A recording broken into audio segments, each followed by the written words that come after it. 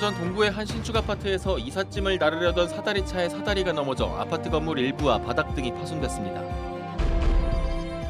울산 전시컨벤션센터의 가동률이 좀처럼 오르지 않고 있는 가운데 울산시가 대관료 금액을 조정해 진입장벽을 낮추기로 했습니다. 최근 대출금리가 크게 내렸지만 울산 지역 임대차 계약 가운데 5월 월세 거래량은 전세 2배 수준까지 급증한 것으로 나타났습니다.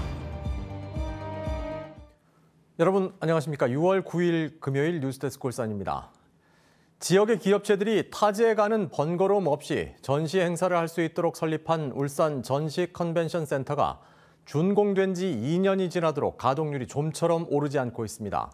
울산시는 일단 대관료를 조정해 진입장벽을 낮춘다는 계획이지만 지역 기업체의 외면 속에 전시 컨벤션 센터의 설립 취지를 살리지 못하고 있습니다. 이용주 기자입니다. 부산 백스코에서 열린 국제해양방위산업전, 12개 나라 방산업체 140여 곳이 참가해 최첨단 기술을 소개한 가운데 HD 현대중공업은 이번 행사에서 차세대 함정 모형을 최초로 공개했습니다.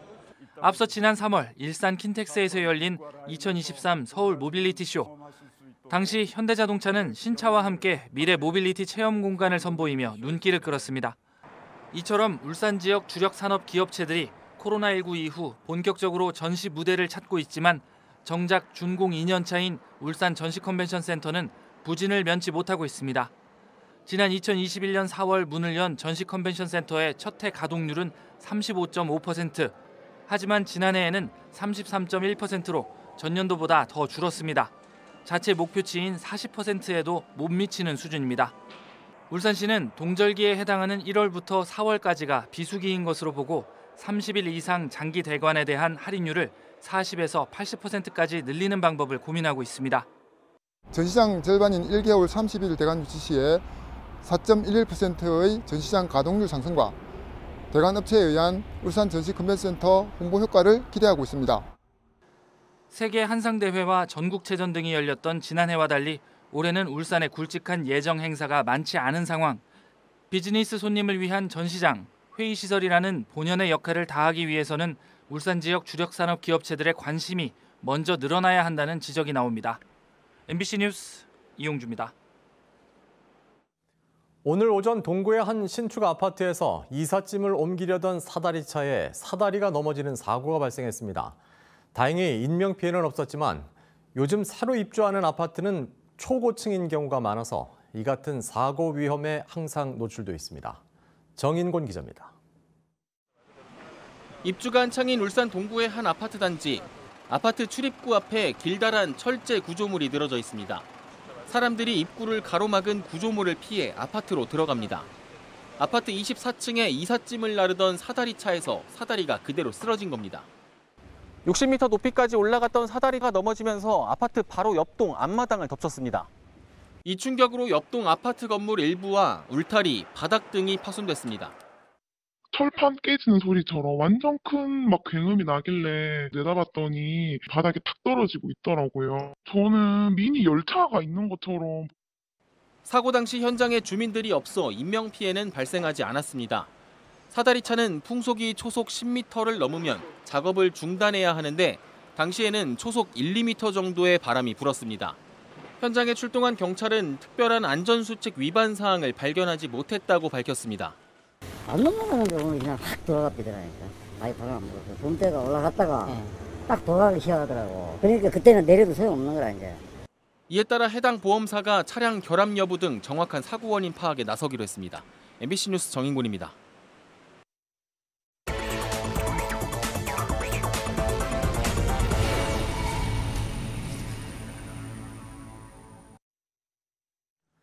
최근 대출 금리가 내리는 추세지만 울산 지역 임대차 계약 가운데 월세 비중이 전세의 2배로 급증한 것으로 나타났습니다.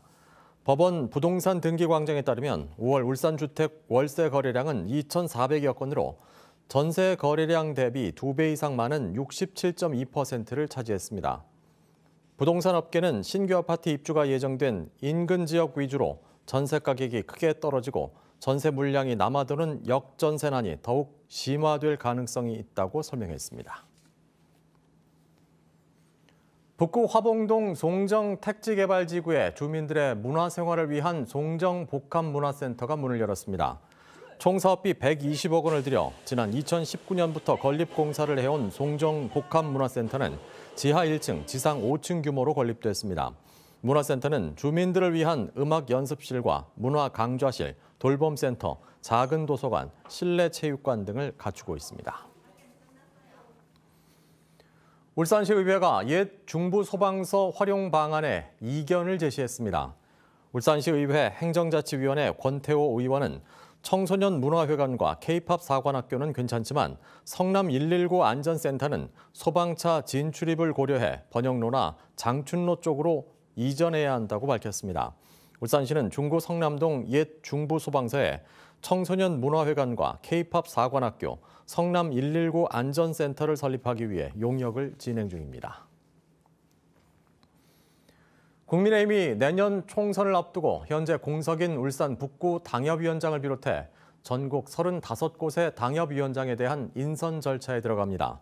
박성민 울산 중구 국회의원 등 5명으로 구성된 조직강화특별위원회는 공석인 4고 당협 정비부터 시작할 예정입니다. 당협위원장은 차기 총선 공천에서 유리한 고지를 차지하기 때문에 울산 북구 출마 예정자들의 물밑 경쟁이 치열할 것으로 예상됩니다. 울산 유일의 수국 축제인 장생포 수국 페스티벌이 오늘 개막했습니다. 축제가 열리는 남구 장생포 고래문화마을 일대에 수국 34개 품종 2만 3천여 송이가 활짝 피어 관광객들을 맞이했습니다. 다양한 공연 등 행사가 함께 열리는 장생포 수국 페스티벌은 오늘부터 주말인 오는 11일까지 진행될 예정입니다. 해양수산부와 농림축산식품부, 국토교통부가 지난해 빈집 실태를 조사한 결과 울산 지역은 1,690여 채인 것으로 조사됐습니다.